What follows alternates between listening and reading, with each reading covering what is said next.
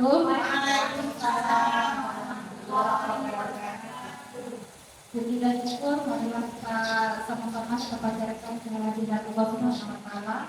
Salawat dan salam tidak lupa juga kita sanjungkan kepada Nabi besar Muhammad sallallahu alaihi wasallam. Yang saya hormati kepala sekolah SD Negeri 16 dan Ibu Febrina selaku guru penggerak yang saat ini sedang melaksanakan pendidikannya di SD Negeri 16 serta rekan-rekan guru yang senantiasa mendukung kegiatan kita di sini. Hari ini kita akan mengadakan kembali kegiatan aksi nyata modul 1.4 budaya positif, diseminasi pemahaman dan pengalaman penerapan budaya positif, tentunya di lingkungan sekolah SD Negeri 16. Tidak berlama-lama untuk menghemat waktu, marilah kita dengarkan pengarahan dari Kepala Sekolah kepada Bapak Syarifuddin, SPD FA, MPD, Jawa Barat.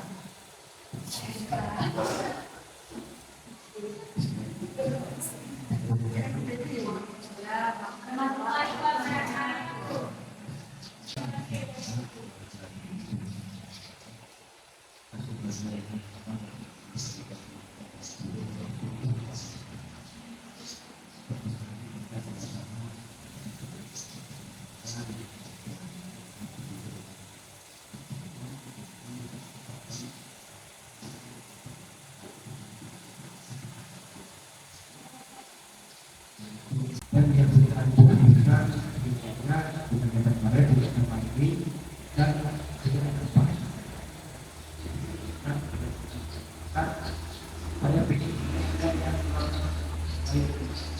selain bertemu dan apa namanya kesibukan, dengan masih juga dari pun itu betul pada jaya kita ini sudah kita bisa belajar. Sebelakan supaya tidak sampai ini kan yang biasanya ini sebetulnya lapor kita yang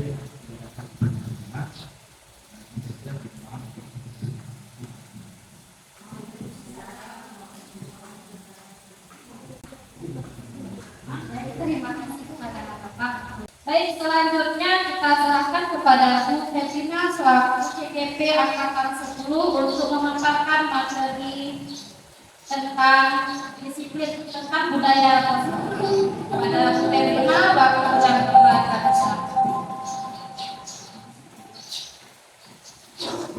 Terima kasih, Ibu Taufik. Assalamualaikum warahmatullahi wabarakatuh. Alhamdulillah, alhamdulillahirabbil alamin, wa bihi nasta'in ala umuri din. Wassalatu wassalamu ala asyrofil mursalin wa ala alihi wa sahbihi ajma'in, amma ba'du. Syukur alhamdulillah kepada Allah Subhanahu wa taala yang biasa kita sampaikan atas segala rahmat dan karunia sehingga kita dapat berkumpul pada hari ini dengan keadaan yang sehat walafiat, sehingga apa yang kita lakukan hari ini mudah-mudahan dalam kegiatan membimbing saya dalam kegiatan diseminasi budaya positif. Dan kemudian salawat serta salam tak lupa kepada baginda Nabi Muhammad sallallahu alaihi wasallam yang telah membawa kita dari zaman jahiliyah ke zaman yang berilmu pengetahuan dan teknologi seperti yang kita rasakan di hari ini. Yang saya hormati Bapak Kepala Sekolah SD Negeri 16 Mambo, serta yang saya banggakan rekan-rekan guru SD Negeri 16 Mambo yang telah berhadir memenuhi undangan saya. Sekali lagi terima kasih dan apresiasi yang sangat tinggi dari saya atas kesediaan rekan-rekan meluangkan waktu hari ini memenuhi undangan yang telah saya berikan via WhatsApp di grup sekolah kita kemarin. Ya, seperti yang ada dari undangan yang sudah saya sampaikan, kegiatan hari ini adalah diseminasi. Ini merupakan salah satu tugas saya di kegiatan pendidikan calon guru penggerak. Ini merupakan aksi nyata dari modul 1.4 terkait budaya positif, yaitu diseminasi pemahaman dan pengalaman penerapan budaya positif. Jadi mungkin ini bukan barang baru, sudah sering kita dengar. Cuma yang akan saya sampaikan hari ini adalah bagaimana penerapannya yang mungkin sudah kita lakukan, mana yang masih perlu perbaikan ataupun yang perlu kita lanjutkan, akan kita lihat bersama-sama pada hari ini. Baik, sebelumnya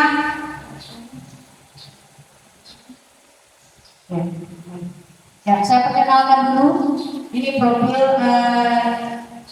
para fasilitator dan pengajar praktik yang membawa saya atau yang membimbing saya. Itu fasilitator Ibu Aiza Berdiana. Beliau adalah fasilitator yang merupakan guru SMA Negeri 1 Uluk Sumawi. Bersama beliau itu adalah darinya atau Zoom setiap harinya. Sedangkan Ibu Mazalia ini pengajar praktik yang mungkin sudah 2 kali pernah hadir di sekolah kita bersama kita di sini. Beliau adalah guru SMK Negeri 4 Kelabu. Ya, baik. Selanjutnya rekan-rekan, kita lihat yang jadi tujuan kegiatan kita hari ini, yaitu guru dapat menghayati pentingnya budaya positif dan penerapannya untuk mempertebal karakter murid dalam mewujudkan profil pelajar Pancasila. Ya. Sekarang Bu Novi, ya. Kemudian ini tujuan pendidikan. Menurut Ki Hajar Dewantara, tujuan pendidikan adalah menuntun segala kodrat.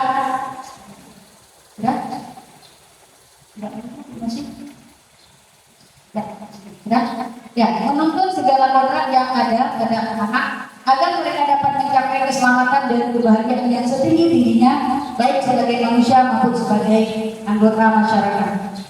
Nah, kemudian apa itu budaya positif? Yang tadi sudah disampaikan juga sedikit disinggung oleh Bapak terkait budaya positif, yaitu kalau di sekolah adalah nilai dan kebiasaan sekolah yang berpihak pada murid agar mereka dapat berkembang menjadi pribadi yang kritis, penuh hormat dan bertanggung jawab sesuai dengan profil pelajar Pancasila.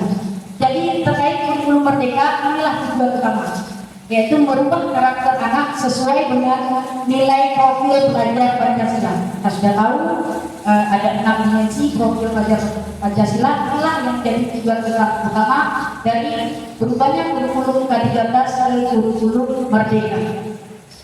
Next, ya. Ini dia, seorang guru yang baik harus memiliki kemampuan dalam mewujudkan budaya positif di sekolah. Nah, budaya positif ini dapat dijalankan dengan menerapkan konsep inti seperti ya, yang pertama perubahan paradigma belajar, yang kedua disiplin positif dan nilai-nilai kebajikan universal, kebutuhan dasar manusia, motivasi perilaku manusia, posisi kontrol institusi, keyakinan kelas, dan segitiga institusi. Nah, 7 konsep inti ini yang akan kita bahas bersama-sama pada hari ini. Insya Allah ke depan sampai dengan selesai. Ya, sebelumnya kita ice cream dulu teman-teman. Tarik sebentar ya. Silakan, saya mohon teman-teman dapat berdiri berpasang-pasangan. Pilih pasangan sebelahnya saja. Silakan, terima kasih Pak. Berpasang-pasangan, silakan Ibu Nada boleh dengan Ibu Nosi. Ya, Ibu Eli dengan Ibu Ina, Ibu Nur dengan Ibu Rusa, Betty dengan Ibu Ella, Ibu Erna dengan Ibu Sahara, ya, Ibu Susi dan Ibu Eli. Ya. Tugas kita yaitu siapa saja boleh menjadi A dan B. Nanti apakah A atau B akan mengepalkan tangan. Nah, apakah si A atau si B terserah nanti masing-masing di antara dua. Tugas yang satu lagi adalah mencoba membuka kepalan tangan tersebut. Ya, dengan berbagai cara. Apakah menggeliti, apakah merayu, apakah bahkan memaki, atau menawarkan uang. Yang penting tujuannya adalah melepaskan kepalan tangan itu. Ya, dalam waktu mungkin 5 detik saja atau 10 detik ya. Sudah, dua pasangan masing-masing. Terserah ditentukan saja siapa yang mengepal tangan, siapa yang mencoba muka. Ya. Oke, kita mulai ya. 3, 2, 1.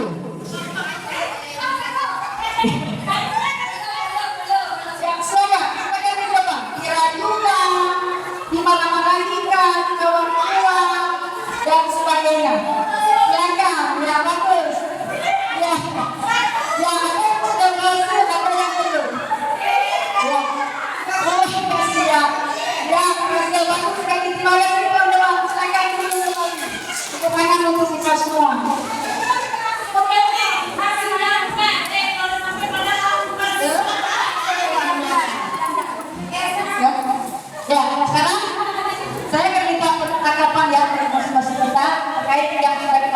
lagi. Yang pertama tadi kita minta kepada yang berhasil membuka kepala tangan. Yang mana tadi? Yang berhasil ya. Kita mintakan kepada pendapat dari kalian kenapa Anda bisa berhasil tadi. Terima kasih. Apa kepada penerima kita silakan.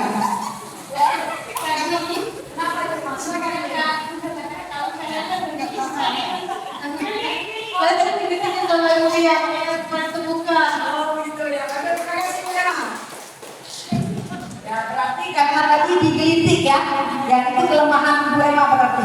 Kemudian yang tidak berhasil yang mana? Siapa tidak berhasil ya? Bu Emma silakan. Kenapa bisa? Pertanyaan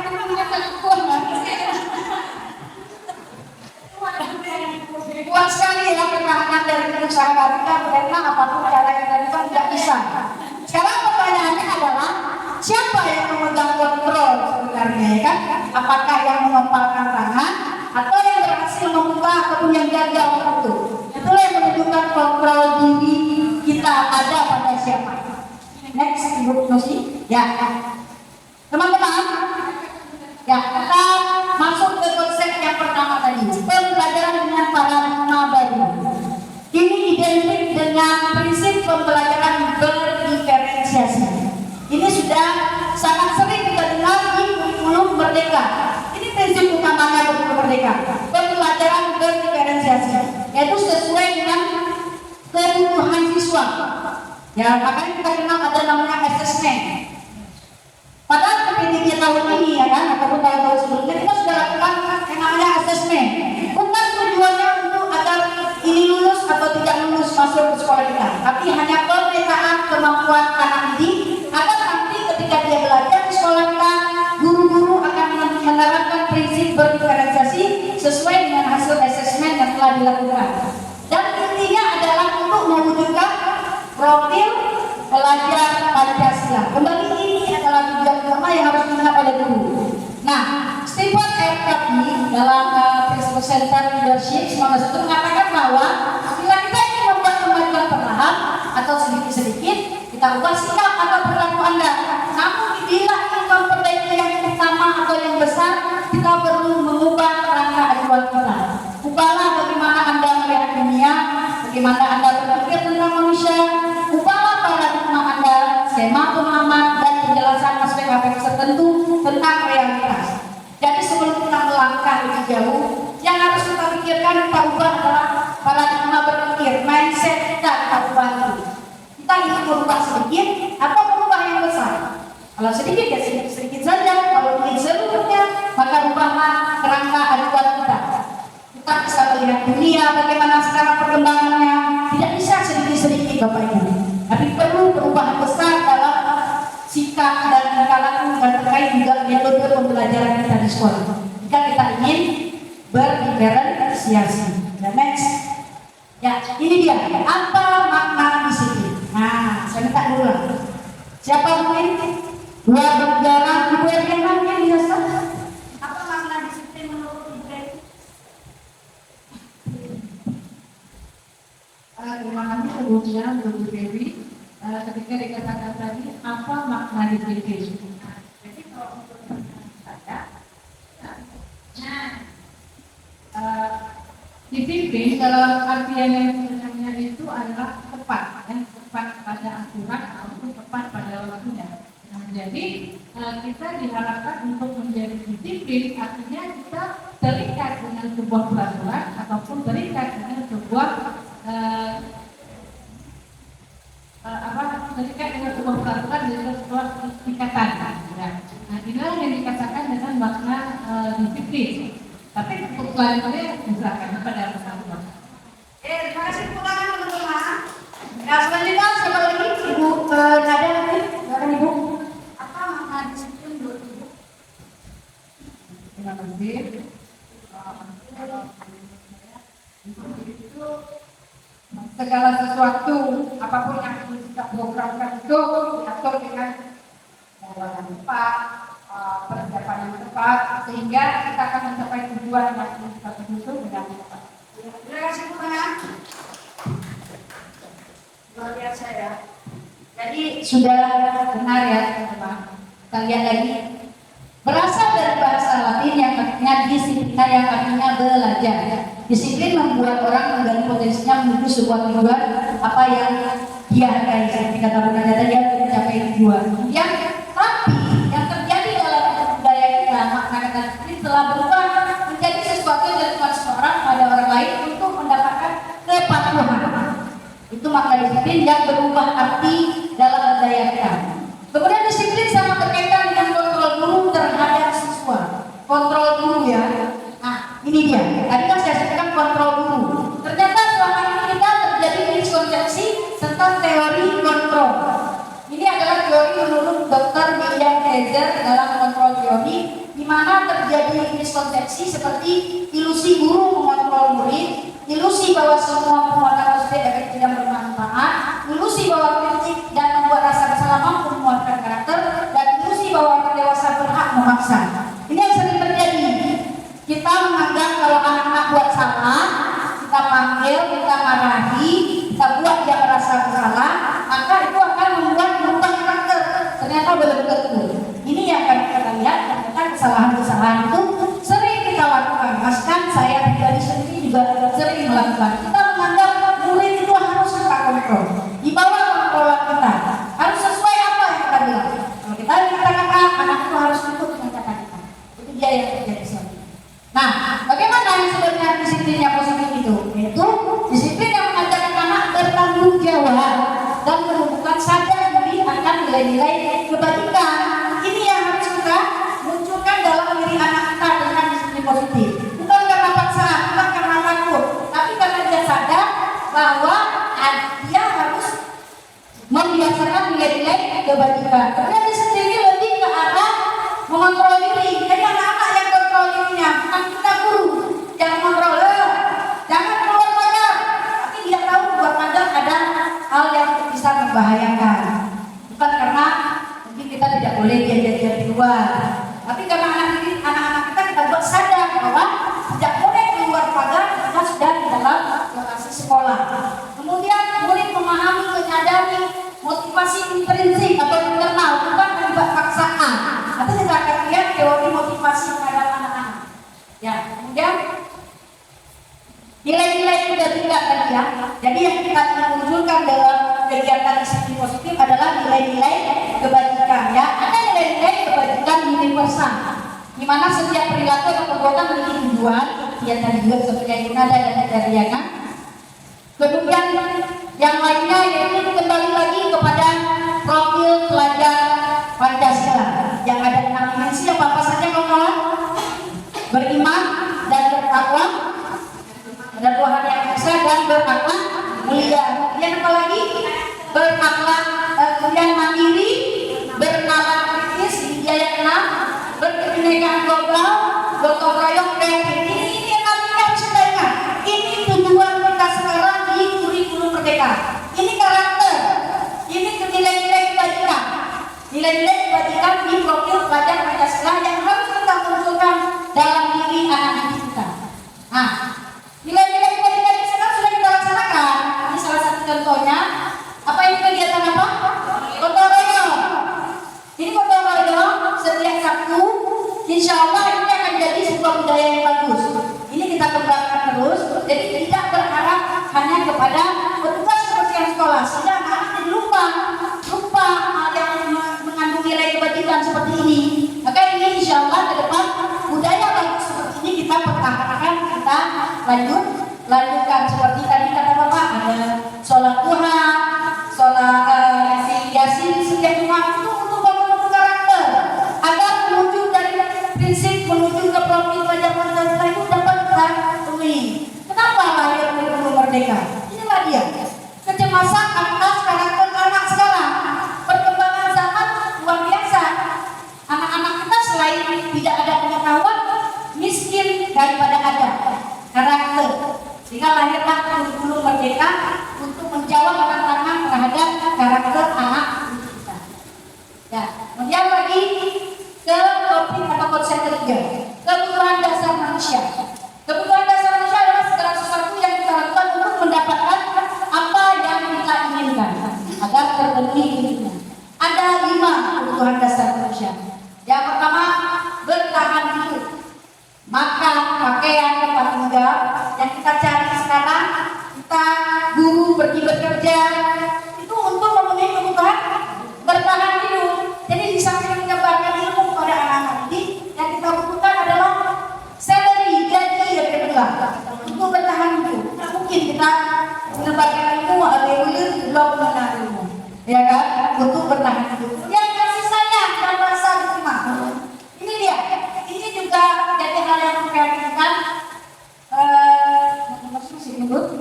Ya, kasih sayang dan rasa terima. Kita mungkin pernah mengalami yang namanya Muhammad Aldi ya, sampai dia itu tidak ke sekolah lagi.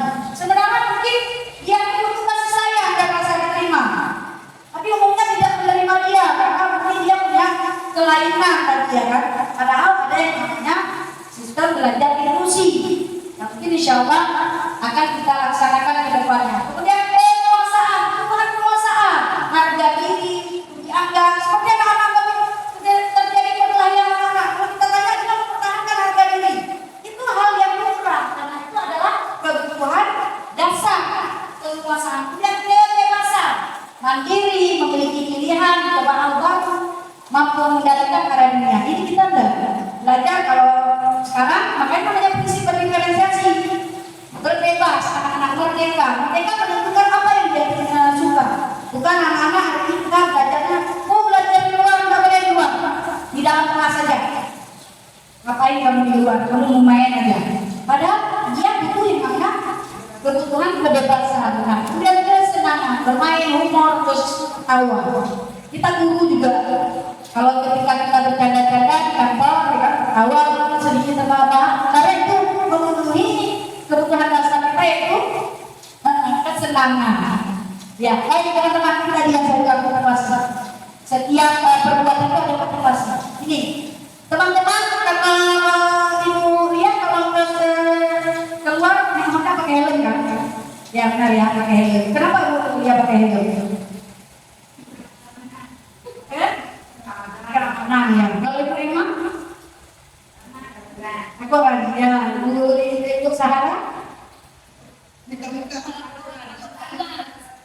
Oh, kalau lagu enak? Nah, malu. Wah, Masya Allah. Gak pernah pergi keluar ya. Tuh ya, sama Ibu enak, gimana? Kalau itu kangen juga seperti itu ya. Ibu Nana pergi? Dari Goreng. Ya, itu sebenarnya motivasi intrinsik atau ekstrinsik? Ya, masih luar, masih daftar polisi. Takut ditilang, bukan karena memang helm itu apa? Itu keselamatan. Kan kita polisi pakai helm. Oh maaf, dia yang kebaruan, lengok apa lucu, tidak pecah ke bawah, atau mata saya hidung sedikit dari debu. Itu baru namanya motivasi intrinsik. Kemudian juga ini, kita tidak sering ini anak-anak. Ini siapa yang akan menjaga tugas? Nanti ibu suruh berdiri di depan. Itu anak-anak kita kecengan karena takut kena hukuman. Nanti motivasinya karena takut itu ekstrinsik, eksternal. Kemudian juga anak-anak itu nanti saya menceritakan disiapkan luar siap, jadi kasih hadiah. Ya, kalau kelompok yang paling bagus ibu nanti kasih hadiah. Apakah uang, apakah yang penting? Mereka cepat-cepat dapat uang ini. Motivasinya juga ekstrinsik, tidak bagus. Motivasi dari luar karena imbalan. Yang kita ingin tunjukkan adalah motivasi intrinsik, yaitu karena mereka merasa memang ini harus mereka kerjakan, ada nilai-nilai positif, sehingga munculnya ini ya anak-anak saya kewajiban, harus saya buat, saya mau pandai, bukan karena udah dikasih hadiah, bukan karena takut ditilang. Ya mulia ya, ini karena kita memang merasa ini kebutuhan kita, ini yang harus dilakukan. Namanya motivasi intrinsik. Berarti ada dua motivasi ya, intrinsik dan ekstrinsik. Ya, ini yang akan nanti kita PR kita ke depan supaya anak-anak bukan lagi karena takut dia kerjakan, tapi karena dia merasa ini kewajiban saya mau pintar ke sekolah. Ya, teman-teman, baik kita lanjut. Sekarang ada yang namanya hukuman. Ada satu lagi yang namanya konsekuensi. Apa ini ya? Hukuman sudah sering kita dengar. Konsekuensi ini mungkin yang baru-baru kita dengar, atau mungkin ada juga yang pernah dengar. Ternyata apa sih yang sering kita lakukan? Hukuman kah atau konsekuensi kah? Atau yang mana yang bagus? Kita lihat perbedaan hukuman dan konsekuensi. Hukuman sesuatu yang mengakibatkan harus terjadi membuat anak sakit fisik maupun hati itu jangka waktu lama. Kalau konsekuensi membuat anak merasa tidak nyaman tapi jangka waktunya pendek, sebentar. Kalau tadi hukuman sakit hati, dendam ya. Ya kan kita permalukan di depan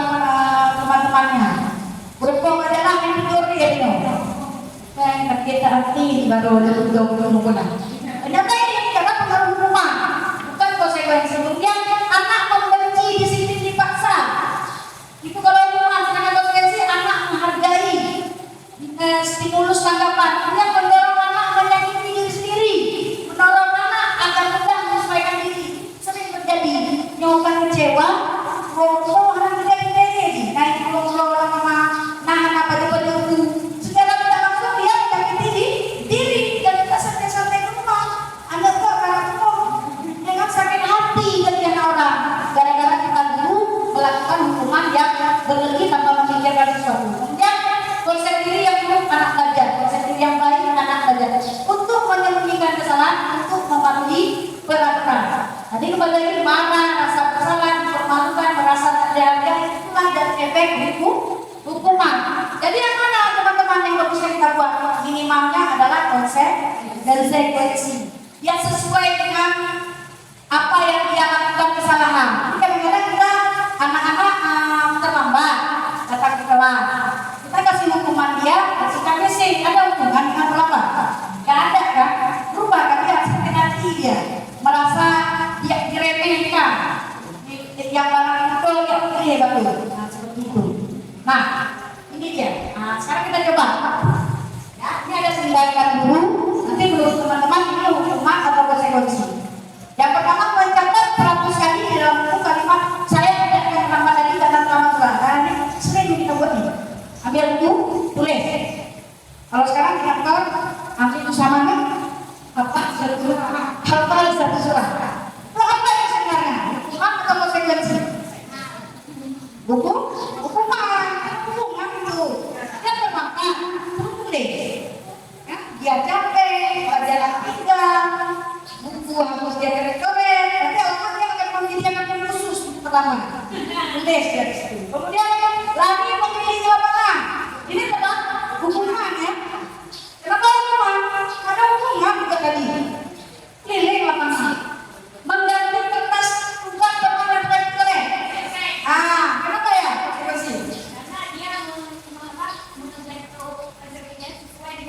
Iya, sesuai dengan perbuatannya.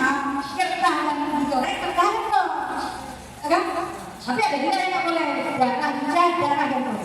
Karena untuk tempat kilingnya kan, dia tidak boleh orang aja ya. Ya, jadi ini adalah konsekuensi. Kemudian kita fokus angka sekali. Hukuman ya, pakai masker. Apa pula urusannya? Jadi ini termasuk hukuman. Membersihkan tumpahan air. Konsekuensi apa berarti konsekuensi? Iya, benar. Kita sempat kita praktekkan begitu. Bersihkan, kita bersihkan semua. Luar biasa kita kalau teorinya. Lari mengelilingi lapangan, ya Pak? Hukuman. Jadi konsekuensi karena pelajaran ideologi sesuai. Kalau kita kalau masalah besar lagi lari kalian mana tahu di sesuatu apa? Ini sesuatu yang istirahat. Lari mana? Sesuai dengan menyebar. Ya, betul ya. Luar biasa. Ini teori yang kita sudah kuasai. Tinggal prakteknya saja. Yang masih salah kita perbaiki lagi. Baik, teman-teman. Berikutnya adalah yang kelima, posisi kontrol restitusi. Ya ini yang akan kita bahas yang sangat berkaitan dengan tugas kita sebagai guru ya. Ada di posisi manakah kita sekarang ini? Kita lihat. Yang pertama adalah penghukum. Ketika anak-anak melakukan kesalahan, kita cenderung berposisi sebagai penghukum. Langsung memanggil siswa kemudian memberikan hukuman. Karena kita menempatkan diri di posisi kontrol penghukum. Kemudian membuat rasa bersalah. Dari kata-kata kita sering anak-anak datang ke kantor mengadukan selalu kamu saja. Itu sebenarnya kita di posisi membuat rasa bersalah. Kemudian lemah di kelas, kerjailah jangan ya ibu yang ibu dimarahin pakai bapak berkembang posisikan diri kita menjadi posisi kontrol. Kemudian memantau, jadi tunggu ya, kemudian ya dikerjakan tugasnya yang pemantau. Ini yang terakhir posisi manajer. Ini yang paling penting. Kita mengusahakan kita berada di posisi manajer. Ya, kita sama-sama mengajak anak mencari solusi dari setiap permasalahan, bukan penghukum, bukan pembuat rasa bersalah. Upayakan menjadi manajer. Ya, sekarang kita lihat. Ini contoh kasus. Contoh penerapan 5 posisi kontrol guru. Kasus siswa tidak memakai atribut lekat saat upacara bendera. Nah, ini sering ya. Kita yang nggak pakai seragam kumpul sampai rumah. Di upacara, sesudah upacara kita langsung hormat bendera atau pilih sampah. Itu kita penghukum. Kemudian lagi, berapa kali bilang kamu selalu mengecewakan ibu. Kemarin kamu, hari ini kamu lagi membuat rasa bersalah. Saya pasti sakit hati ya, tidak enak. Jadi sudah merasa bersalah. Kemudian lagi, tidak memakai atribut kita. Kita keluarkan lagi kata-kata yang bagusnya bagaimana. Ini dia seperti manajer. Apakah tahu apa kesalahanmu? Bagaimana kan caranya anak itu memperbaiki kesalahan? Oh, kalau dia bilang, besok lah ya kami pakai manajer ini. Ya udah, kita pertimbangkan karena dia yang membuat janji. Dia yang mencari solusi permasalahannya. Kita manajer. Kita memfasilitasi apa yang dia lakukan. Posisi manajer. Nah, kita lihat sekarang. Kita tebak-tebakan. Dengan kata-kata ini kita kira-kira ada di mana? Posisi kontrol. Saya kecewa sekali dengan kamu. Gimana ya teman-teman? Ini kita kira-kira kata-kata untuk posisi kontrol apa ya? Membuat rasa bersalah. Ya, Welly. Saya kecewa sekali dengan kamu. Ya, membuat rasa bersalah ya. Karena lakukan. Makin mantap. Ini yang kita harapkan. Jadi jauh kita tahu prakteknya juga akan kita laksanakan. Jangan lagi kita bilang begini. Kemudian yang kedua, kamu tidak pernah mendengar yang melakukannya. Ini kira-kira.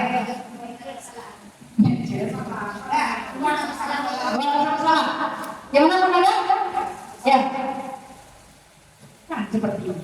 Kita di posisi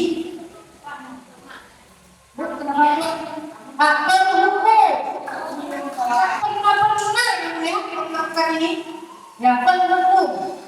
Nah, apa kita mau menyelesaikan masalah ini?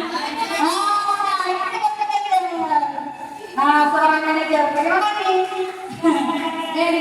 Manajer seperti ini kita lakukan. Seharusnya seperti ini. Ayolah, lakukan dulu ya. Ini teman. Bagaimana? Ini mau tak salah. Ayo manajer, itu teman. Ada saat boleh berteman, ada saat tidak boleh.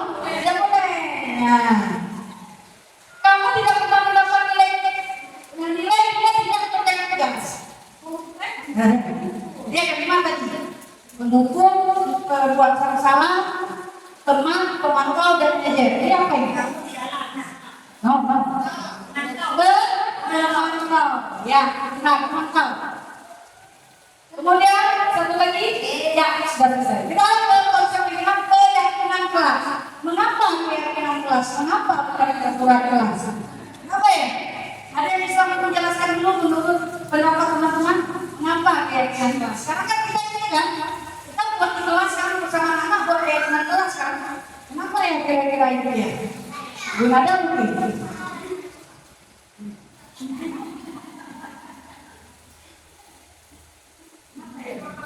Keyakinan kelas bukan peraturan kelas. Kalau keyakinan kelas, itu artinya kita membuatnya bersama-sama menunggu apa yang disampaikan. Kita menunggu apa dari anak kita. Sedangkan peraturan kelas, itu artinya gurunya yang kuat. Benar ya. Jadi kalau peraturan sepihak, seperti peraturan sekolah, tertib sekolah, anak masuk ke SD 16 sudah ada peraturan. Dia nggak tahu kapan peraturan yang dibuat, kapan peraturan yang berlanjut. Dia nggak tahunya harus mengikuti. Tapi kalau keyakinan dikerjakan bersama-sama. Ya. Kemudian kedua, jadi nilai-nilai kebajikan. Jadi suatu keyakinan akan lebih memotivasi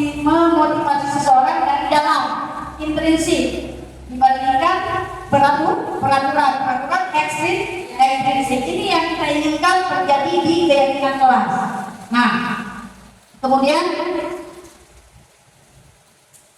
ya, tujuan dengan kelas yang pertama menumbuhkan komunikasi efektif antara siswa dan guru ya. Kita ngobrol dengan anak-anak dari hati-hati. Kemudian menciptakan pembelajaran yang berpusat pada siswa, student center. Sekarang itu sudah jadi metode pembelajaran ya, student center. Kemudian menumbuhkan rasa tanggung jawab pada siswa. Kalau keyakinan kelas dibentuk, maka akan muncul rasa tanggung jawab. Ini salah satu contoh keyakinan kelas yang dikerjakan bersama-sama siswa. Kita bisa gunakan kartu-kartu atau kertas post-it. Jadi kita ajak anak-anak untuk menggali dulu apa yang diinginkan, kondisi kelasnya seperti apa. Nanti baru bersama-sama. Ini cara-cara pembentukannya bersifat abstrak, berupa pernyataan universal, dibuat dalam pernyataan positif, sedikit saja agar mudah diingat, sesuai dengan kondisi kelas dan sekolah sehingga mudah diterapkan. Semua warga sekolah dilibatkan. Jadi jangan cuma guru yang buat, libatkan murid. Jadi sehingga dia merasa ini peraturan yang keyakinan yang saya buat, kenapa saya harus bangga? Ya, ini jalan-jalannya. Diajak siswa untuk melihat, mencatat apa mereka inginkan. Mereka diminta untuk menuliskan maunya kelas seperti apa, ditulis di kertas. Siswa ini saya ingin kelas yang bersih, rapi, ada gambar ini, ada gambar itu, siswa tulis. Masing-masing berbeda-beda. Dari yang mereka tuliskan nanti baru kita lahirkan yang namanya, ya, oke. Kita lahirkan yang namanya keyakinan sedikit-sedikit buat kalimat positif. Perbedaan yang utama peraturan dan keyakinan adalah di kalimatnya. Jangan, tidak boleh, dilarang, itu adalah bentuk contoh peraturan. Dilarang buang sampah sembarangan, itu peraturan. Kalau keyakinan kelas, sebaliknya buanglah sampah pada tempatnya. Dilarang mencontek. Kalau keyakinan kelas,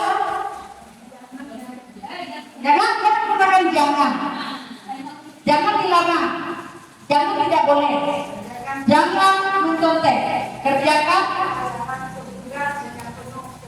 Nah, dengan penuh kesadaran, apa kejujuran, itu dia rasa nilai-nilai kebajikan yang ingin kita tampil. Nah, ini contoh keyakinan kelas, masuk kelas tepat waktu. Jadi kalau nggak kita akan punya peraturan dilarang datang terlambat, mengerjakan tugas tepat waktu, tidak boleh tidak mengerjakan tugas macam-macam. Ini kalau ada kata-kata negatif itu bukan keyakinan, tetapi peraturan. Nah, sekarang kita tes lagi. Selalu kembalikan buku ke tempatnya. Ini bahasa peraturan. Kalau bahasa keyakinan, letakkan buku pada tempatnya. Baik. Enak. Tanggung. Ya, ya kan? Keyakinannya yang perlu apa? Tanggung jawab. Nah, peraturan selalu buku ke tempatnya. Tapi kalau anak-anak kamu kan tadi ada tanggung jawab. Belum muncul itu prinsipnya. Kemudian dilarang mengganggu orang lain. Menghormati orang lain. Hadir di sekolah 15 menit sebelum pembelajaran mulai. Datang tepat waktu. Menghormati yang lain dan komitmen. Dilarang melakukan apa yang ibu terusin? Ya, kekerasan. Arti selama. Ya, kan kita pikir kalau dia mukul, kalau anak itu tidak apa-apa, kalau terpaksa dibawa ke UGD, nanti keselamatannya terancam. Kemudian dilarang menggunakan narkoba, kesehatan, bergantian atau menunggu, menghormati orang lain atau bersabar, keselamatan. Jangan berlari di kelas atau koridor, jangan. Nanti peraturan yang harus dilakukan adalah keselamatan, keamanan. Ya, sekarang baru segitiga restitusi. Ini tadi ada hukuman, ada konsekuensi, ini restitusi. Proses menciptakan kondisi bagi murid untuk memperbaiki kesalahan mereka. Kita posisi manajer munculkan restitusi. Anak-anak sadar dia berpikir sendiri menyelesaikan permasalahannya, maka itu namanya restitusi. Kita hanya berposisi sebagai manajer. Ya, ciri-ciri restitusi ini dia memperbaiki hubungan, bukan paksaan, menuntut untuk melihat ke dalam diri, mencari kebutuhan dasar. Restitusi diri adalah cara yang paling baik.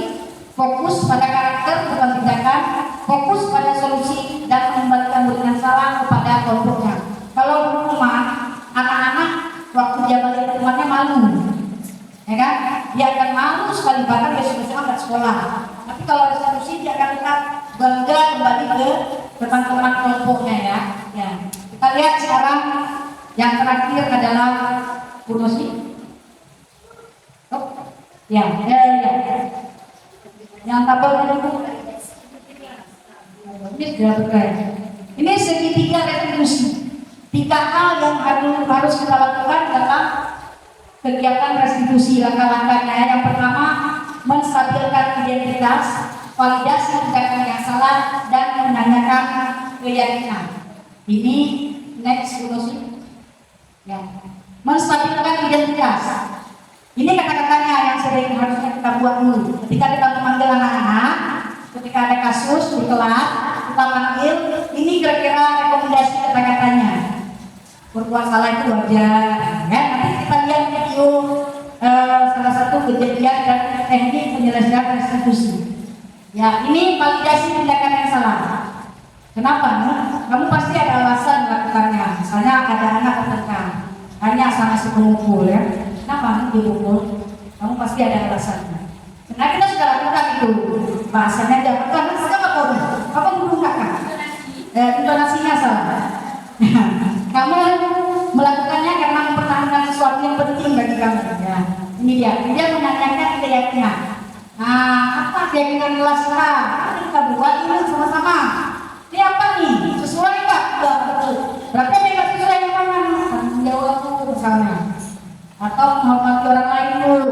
Ya. Ini contoh salah satu video kegiatan restitusi ya, Bu Nosi. Videonya nggak kita loading. Ya.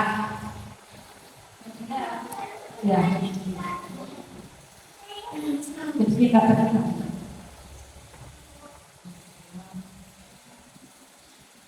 Ya, ini pertanyaannya masuk ke menstabilkan identitas. Mohon maaf teman-teman tidak muncul yang jaringan setelah bilang tadi. Ini pertanyaan mengapa ibu panggil menstabilkan?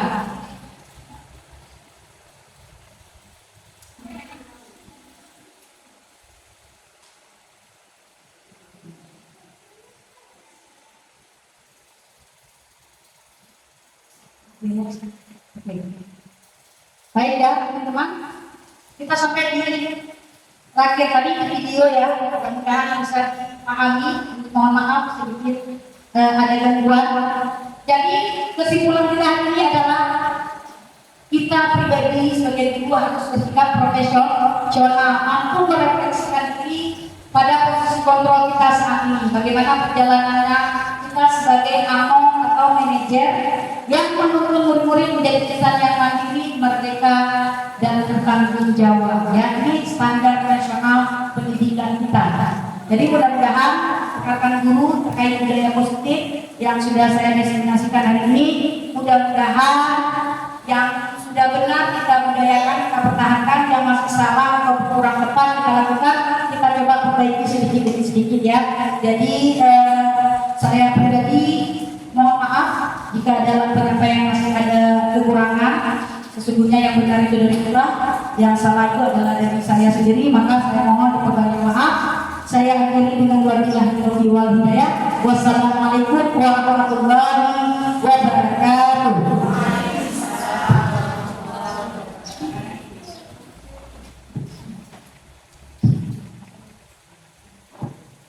Baik, terima kasih kepada Ibu Febrina, materinya, speakernya sebenarnya sangat-sangat bermanfaat bagi kita, yang mana selama ini sebenarnya dua-dua sudah kita kerjakan ya, ada hukuman, ada konsekuensi. Nah, sedikit saya simpulkan dari materi yang Bu Febrina paparkan tadi, yaitu jika ingin perubahan yang besar maka ubah mindset kita, cara berpikir kita. Jadi persiapkan diri, pantaskan diri untuk keluar dari zona aman. Jadi kalau kita masih maunya begini saja, kalau yang tidak berubah, tidak akan berubah untuk anak kita. Yang kedua tentang 5 kebutuhan manusia. Kita menghadapi manusia, tentunya kita harus tahu kebutuhan setiap anak kita. Kebutuhan dasar manusia. Ya, sebagai contoh tadi butuh kasih sayang. Jadi kita harus paham betul kebutuhan anak didik kita. Dan yang terakhir tentang posisi kita sebagai manajer. Jadi yang lain-lain mungkin ada saatnya kita posisikan sebagai teman, ada saatnya kita posisikan sebagai penghukum, ya. Tapi lebih diutamakan posisi kita itu sebagai manajer. Jadi nanti kalau ada kasus biasakan dengan 5 posisi kontrol restitusi. Sebenarnya itu hanya bahasa ilmuwan ya, sudah kita laksanakan. Hanya saja dengan materi yang dipaparkan oleh Bu Febri membuka wawasan kita untuk memperbaiki kita dan memperbaiki pendidikan kita untuk masa yang akan datang. Jadi sebenarnya sangat bermanfaat bagi kita ya untuk khusus anak di sekolah maupun di rumah. Nah, jadi hanya sekian pemaparan dari Bu Febri. Terima kasih banyak untuk ilmunya hari ini. Di akhir kegiatan kita, marilah kita tutup dengan membacakan doa. Jadi kita minta kepada Ibu Sahara untuk membacakan doa akhir kegiatan. Kepada Ibu Sahara kita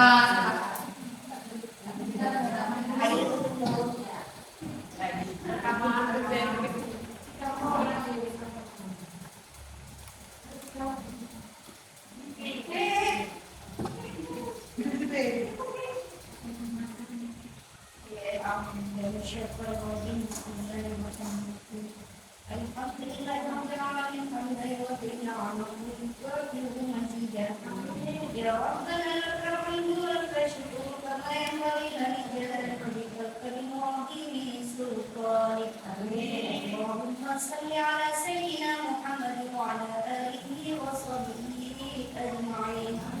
اللهم إنا نسألك سلامة في الدنيا والآخرة، وعافية في الجسد وزيادة في العلم وبركة في الرزق وتوبة قبل الموت ورحمة عند الموت ومغفرة بعد الموت. اللهم حرم علينا في سكرات الموت والنجاة من النار وإلى النساء. ربنا لا تزغ قلوبنا بعد إذ هديتنا وهب لنا من لدنك رحمة إنك أنت الوهاب. ربنا ظلمنا أنفسنا وإن لم تغفر لنا وترحمنا لنكونن من الخاسرين. اللهم إني أسألك علما نافعا ورزقا طيبا وعملا متقبلا. اللهم أجرنا من النار. اللهم أجرنا من النار. اللهم أجرنا من النار. اللهم اغفر لي ذنوبي ولوالدي وارحمهما كما ربياني صغيرا. اللهم اغفر لي ذنوبي ولوالدي وارحمهما كما ربياني صغيرا. اللهم اغفر لي ذنوبي ولوالدي وارحمهما كما ربيانا صغيرا. ربنا ظلمنا أنفسنا وإن لم تغفر لنا وترحمنا لنكونن من الخاسرين. ربنا هب لنا من أزواجنا وذرياتنا قرة أعين واجعلنا للمتقين إماما. ربنا آتنا في الدنيا حسنة وفي الآخرة حسنة وقنا عذاب النار. الحمد لله رب العالمين. الفاتحة. ورحمة الله. أعوذ بالله من الشيطان الرجيم. بسم الله الرحمن الرحيم. الحمد لله رب العالمين. الرحمن الرحيم.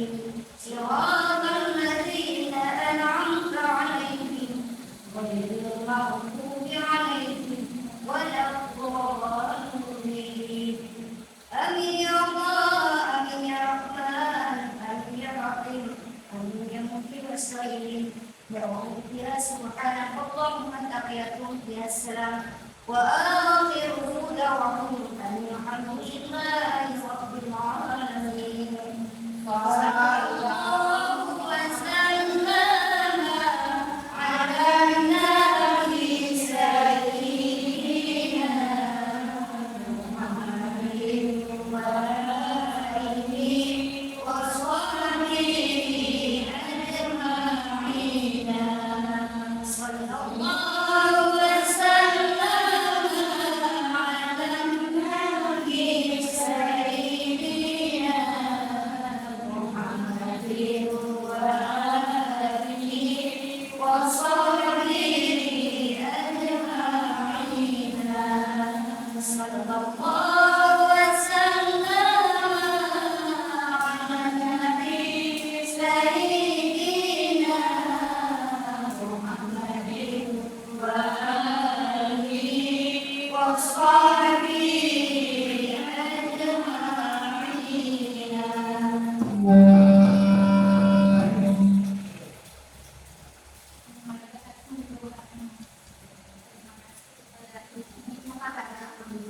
Dan akhirnya kegiatan aksi nyata modul 1.4 tentang budaya positif maka berbakti keluarga kita, saya selaku moderator. Mohon maaf atas segala kekurangan. Saya akhiri dengan sedikit pantun. Siang hari makan kuaci, makan bareng sama ibu terkasih. Cukup sekian acara hari ini. Saya ucapkan banyak terima kasih.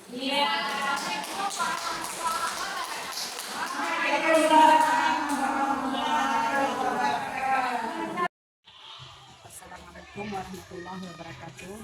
Alhamdulillah kegiatan hari ini kami telah lakukan pembelajaran tentang diseminasi budaya positif yang telah dilakukan oleh Ibu Febri dalam rangka penyelesaian tugas CGP-nya. Dari sana kami dapat mengambil beberapa pelajaran yang terbaru, pengalaman terbaru yang insya Allah menurut kami sangat baik untuk diterapkan di sekolah. Yang pertama, posisi kontrol seorang guru itu adalah sebagai manajer.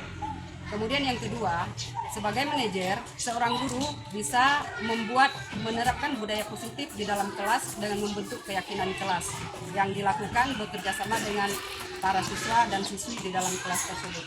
Kemudian yang ketiga, memberikan konsekuensi jauh lebih baik daripada memberikan hukuman kepada anak-anak. Maka dari itu, ke depan kita akan berusaha untuk melaksanakan segala keyakinan kelas yang kita buat itu untuk menerapkan kedisiplinannya dengan memberikan konsekuensi terhadap apapun yang dilakukan oleh anak. Kemudian selanjutnya adalah bahwasanya apapun yang dilakukan oleh anak itu ada tujuannya dan ada alasannya masing-masing yang kita tidak bisa menyimpulkannya sendiri sebelum kita dapatkan dengan mengetahui, dengan memanggil anak tersebut dengan pendekatan yang positif. Insya Allah ke depan kami akan mencoba melaksanakan dan menerapkannya segala apa hasil pembelajaran yang kami dapatkan kemarin itu di SD Negeri 16. Selamat untuk Bu Bebi, insya Allah sukses bersama di SD Negeri 16. Assalamualaikum warahmatullahi wabarakatuh. Saya Hermayanis, guru SD Negeri 16 Melabuh, Kabupaten Aceh Barat. Alhamdulillah, setelah saya mengikuti kegiatan diseminasi budaya positif yang dilakukan oleh Ibu Febrina hari ini, hal baru yang saya dapatkan adalah yang pertama, ternyata memberikan konsekuensi lebih efektif daripada memberikan hukuman dalam hal mendisiplinkan ilmu yang ada di sekolah kita. Yang kedua, dalam hal menciptakan budaya positif, salah satu caranya adalah dengan membangun atau membuat keyakinan kelas itu sendiri. Yang ketiga, posisi kontrol guru terbaik dalam menciptakan budaya positif adalah posisi sebagai manajer atau pengatur di dalam kelas. Yang keempat, setiap tindakan murid dilakukan karena ada alasannya, yaitu untuk memenuhi kebutuhan dasar hidupnya. Dan yang kelima, Insya Allah kedepannya saya akan berusaha menerapkan materi ini di lingkungan kelas dan sekolah tempat saya bertugas. Sekian untuk hari ini. Assalamualaikum warahmatullahi wabarakatuh. Assalamualaikum warahmatullahi wabarakatuh. Saya Nosia Alfianda, guru kelas 4 SD Negeri 16 Melabu. Setelah mengikuti kegiatan yang dilakukan oleh Ibu Febrian tentang diseminasi budaya positif, maka ada hal baru yang saya dapatkan, yaitu yang pertama 5 kontrol guru, yang kedua tentang perbedaan hukuman dan konsekuensi, di mana konsekuensi ini sangat layak diterapkan untuk anak didik kita. Demikian, wassalamualaikum warahmatullahi wabarakatuh.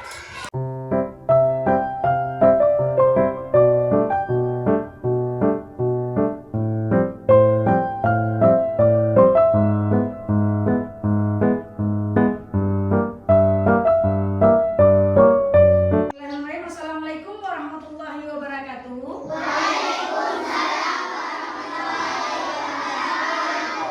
Apa kabar anak-anak ibu semua hari ini? Baik. Alhamdulillah ya, luar biasa.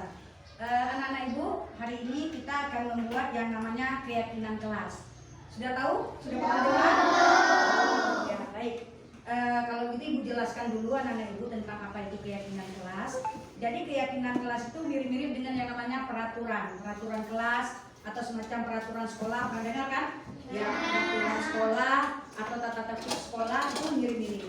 Hanya ada perbedaan sedikit. Kalau peraturan sekolah itu sifatnya mengikat dan ada sanksi, kalau yang namanya keyakinan itu tidak, ya. Dan keyakinan ini kita buat untuk menimbulkan tanggung jawab pada anak-anak ibu untuk melaksanakan nilai-nilai yang anak-anak ibu yakini, ya. Artinya betul-betul dilaksanakan karena kita yakin ini yang harusnya kita laksanakan. Jelas maksudnya? Ya. Baik, alhamdulillah. Jadi anak-anak ibu misal contoh keyakinan kelas. Di dalam kelas antara ibu, antara sesama guru, antara sesama teman, itu kita harus saling apa? Ya, saling menghargai, saling menghormati. Itu namanya keyakinan kelas. Nah, misalnya contoh lagi di dalam kelas ketika ujian, kita nggak boleh berbuat curang atau nggak boleh apa namanya? Nggak boleh nyontek. Nah, kalau nggak boleh nyontek, nggak boleh itu kalimat-kalimat negatif. Kalimat-kalimat negatif itu biasa dipakai di peraturan. Kalau di keyakinan nggak boleh pakai kalimat negatif. Jangan nggak boleh, harus kalimat lain. Jadi seperti tadi yang nggak boleh nyontek. Berarti kalau nyontek ada berbuat curang. Harusnya kita harus apa? Kalau jangan curang harus apa kita? Harus jujur. Nah, jujur inilah yang namanya keyakinan. Berarti kita yakini kita harus jadi orang yang jujur. Nah, seperti itu kalimat-kalimat seperti itu. Jadi harus jujur. Kalau di kelas lagi, jangan buang sampah. Itu kan peraturan kan? Nah, jadi bahasa lainnya apa? Kalau itu berbentuk keyakinan, nggak boleh pakai kata-kata jangan, tidak boleh. Apa harusnya? Buang sampah ke tempatnya. Iya, buanglah sampah pada tempatnya atau jagalah kebersihan ke. Nah, jadi itu dia keyakinan. Sudah tahu kan perbedaannya dengan peraturan? Ya, mantap. Berarti hari ini kita akan membuat keyakinan kelas. Nanti anak-anak ibu masing-masing akan dibagikan kertas post-it warna. Masing-masing buat satu. Apa yang ingin ada di kelas ini atau yang diyakini harusnya ada, yang anak-anak ibu inginkan biar suasana belajarnya menyenangkan atau apa ya. Nanti tulis masing-masing satu. Nanti maju ke depan, tempelkan yang sudah siap di tempat yang sudah ibu sediakan. Masing-masing cukup satu saja. Nah, keinginan kita ada berjumlah sekitar 20-an nih. Nanti ibu akan lihat dari sekitar 25 orang kita akan ibu pilih yang cocok, nanti ditinggal. Kalau yang misalnya kata-katanya sama, ambil satu sampai kita mendapatkan berapa nanti jumlah keyakinan kelas yang kita ingin ada di kelas 4 ini. Ngerti anak ibu? Ya, bagus ya. Jadi siapkan alat tulisnya, ibu bagikan kertas post-itnya, cukup satu saja ya dikerjakan. Baik, ibu mulai dari ini.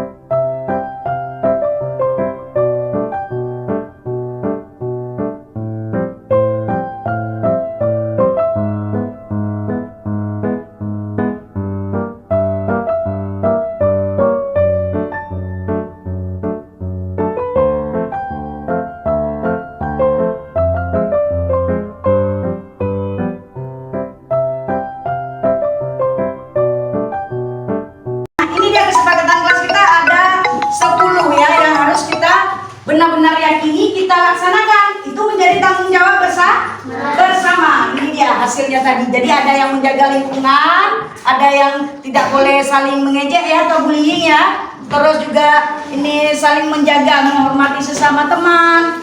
Terus ini jangan merusak karya orang lain. Nah, tadi ada karya-karya temannya kadang iri hati dirusak, jangan. Saling menghargai. Baik, anak-anak ibu, sampai di sini inilah keyakinan kelas berapa ini? Kelas kelas 4 ini keyakinan kelas yang kita buat hari ini sebagai bentuk tanggung jawab. Anak-anak ibu betul-betul yakin dan akan berjanji melaksanakannya, maka kita buat penandatanganan ya.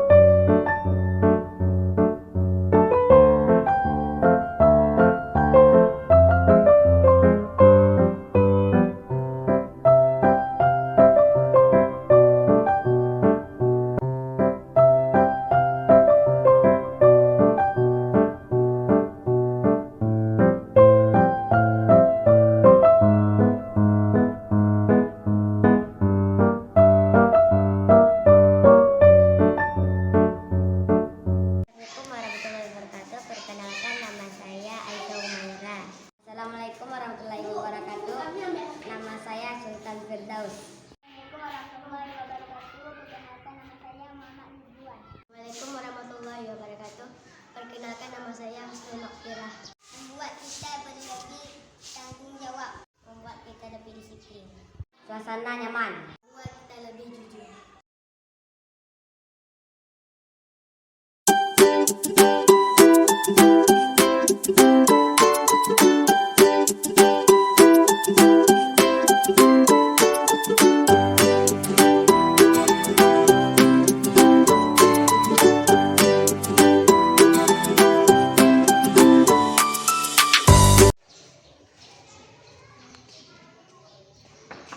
Assalamualaikum Bu. Waalaikumsalam. Masuk nak.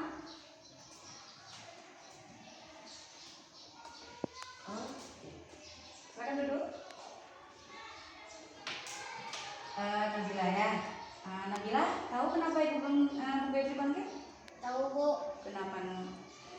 Nabila ketiduran di kelas dan tidak mengambil tugas. Oh iya, tadi kan ibu tinggal sebentar kelasnya ibu kasih tugas kan.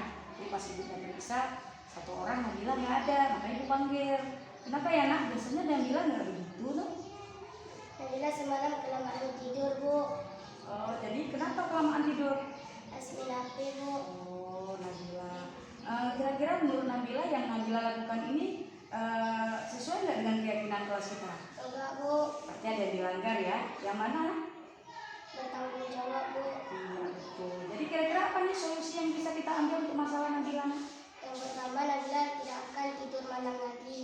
Yang kedua, Nabila berjanji akan mengumpulkan tugas tapi besok ya Bu. Oh boleh. Terima kasih ya Nabila ya nak. Ibu tunggu ya tugasnya ya. Ya silakan kembali nak. Terima kasih ya Bu. Ya sama-sama.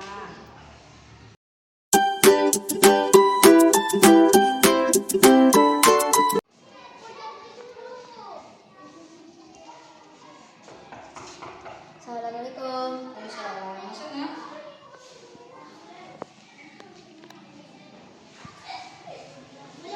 Oh, Mizan, Mak. Mizan, kenapa kenapa? Karena rambut saya lebih panjang. Tadi kuliah di kelas nih, oh Mizan rambutnya panjang nih, makanya ibu panggil ya kan? Kenapa ya Mizan ya? Suka ya dengan rambut panjang? Ya Bu, karena gaya keren. Yes. Iya memang keren, tapi kalau di sekolah kita ada keyakinan kelas kan? Mizan masih ingat keyakinan kelas kita? Kasih Kira-kira yang mana? kebersihan dan kerapian. Iya benar. Jadi itu bagaimana nih? Kira-kira solusi apa nih masalah Mizan? Saya berjanji akan mengatur rambut saya. Itu ya, Mizan janji potong rambut biar nampak lebih rapi ya.